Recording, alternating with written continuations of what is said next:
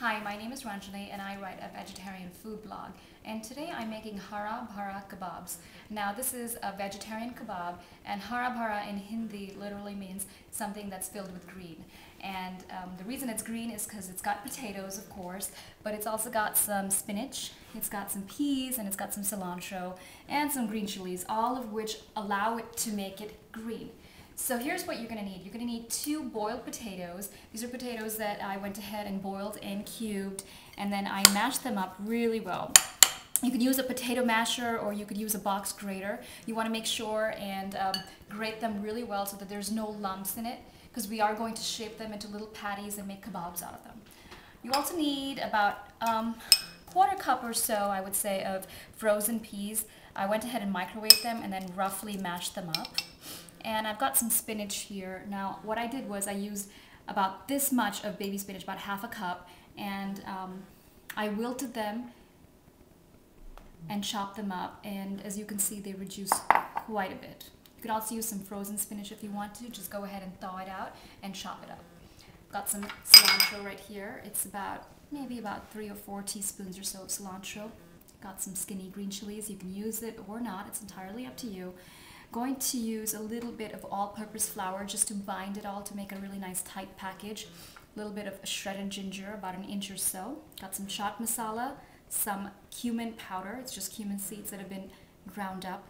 Going to season it with a little bit of salt, and I've got some garam masala, which I'm also going to use. So let's get started. So in order to make the hara bhara kebabs, what you want to do is start by heating about a teaspoon or so, maybe a little bit more, of oil in a skillet, just like so, and allow it to heat up for a couple of minutes. And then I'm going to go ahead and add in the ginger that I'd shredded up earlier, as well as some of the skinny green chilies. And just allow it to cook down for a minute and fry up for a second. Okay, so once the ginger and the chilies have fried up, I'm just adding in the spinach that I'd blanched and chopped earlier, as well as the peas. And you just want to cook it down for a couple of minutes. Basically, the reason why I'm doing this is because I don't want any water in the spinach or the peas, because I am going to add it to the potatoes and make kebabs out of it. And you really want to make sure that there's absolutely no water left in this mixture. So just cook it down for a couple of minutes. Season it with a little bit of salt. And just cook it down for a couple of minutes. Okay, so as you can see, my spinach and my peas have cooked up, and there's absolutely no water left in it, so I've gone ahead and turned it off, and I'm just going to transfer it back into my bowl.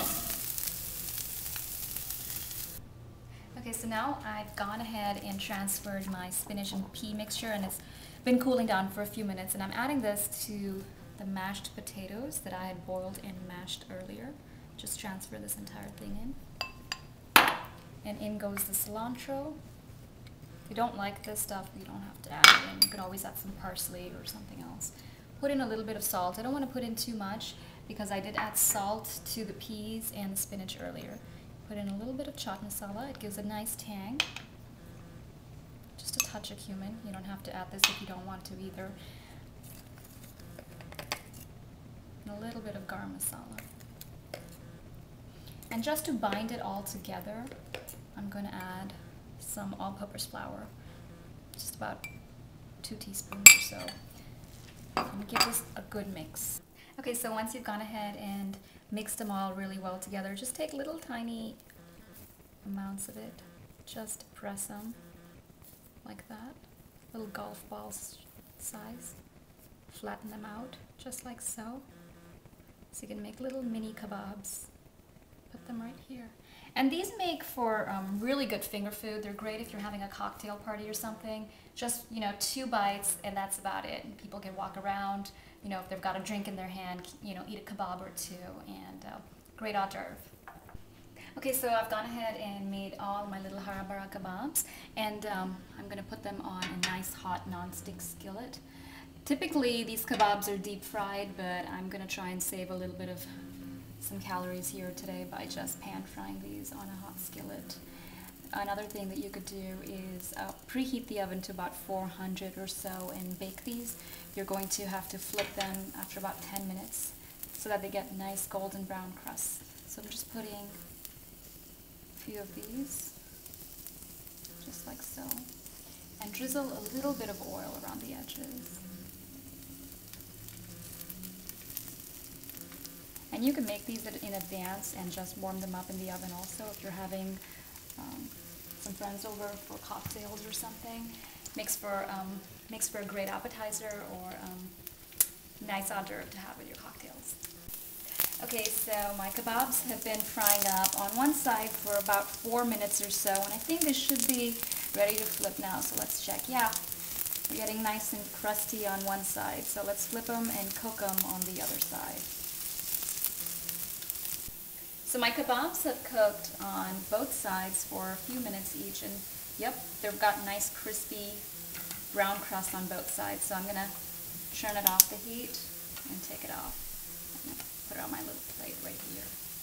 Today I'm going to serve these up with a little bit of tamarind and date chutney, easily available at most Indian grocery stores. If you're feeling particularly enterprising, you can always make it, but it's just, you know, one of those things that are so easily available. Why even bother messing with it? So just plate this up. There we go, we're good to go. Give this a shot at your next cocktail party. It's a great alternative to just serving up plain old cheese and crackers. It does get boring. So give this a shot, let me know what you think, and for more quick and easy recipe ideas just like this one, be sure to visit my blog at wakeupandsmellthemasala.blogspot.com. I'll see you next time with another video.